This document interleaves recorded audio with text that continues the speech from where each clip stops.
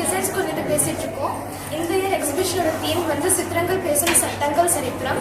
So இதில் வந்து நான் transgender persons protection of rights act 2019 பற்றி பண்ணியிருக்கேன்.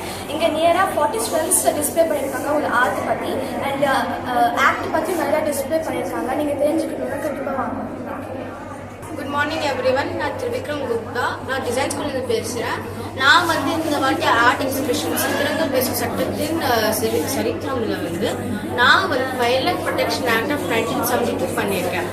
இதில் நான் வந்து என்ன பண்ணியிருக்கேன்னா ஒரு டைகரும் ஒரு மானு இன்னும் ஒரு வீனஸ் ஒரு ஃபாரஸ்ட் செட்டப்பில் அது மேலே ஹேமர் வர மாதிரி பண்ணியிருக்கேன்.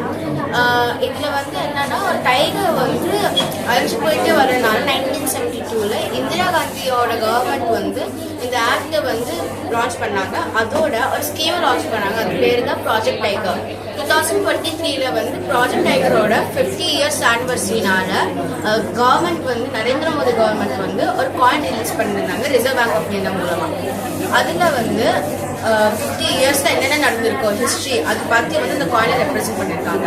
அது மேலே சென்ட்ரல் அத்தாரிட்டின்னு நான் லோக்கல் போட்டிருக்கேன். சென்ட்ரல் அத்தாரிட்டினா அது வந்து சென்ட்ரல் கவர்மெண்ட்டோட பிரான்ச். அந்த பிரான்ச் வந்து இந்தியாவில் இருக்கிற எல்லா ஜூம் வந்து அனிமல்ஸோட பெஸ்ட் கேரும் இன்னும் அந்த இன்டர்நேஷனல் ஸ்டாண்டர்ட்ஸை மெயின்டைன் பண்ணுறது தான் சென்ட்ரல் அத்தாரிட்டி பண்ணியிருக்காங்க.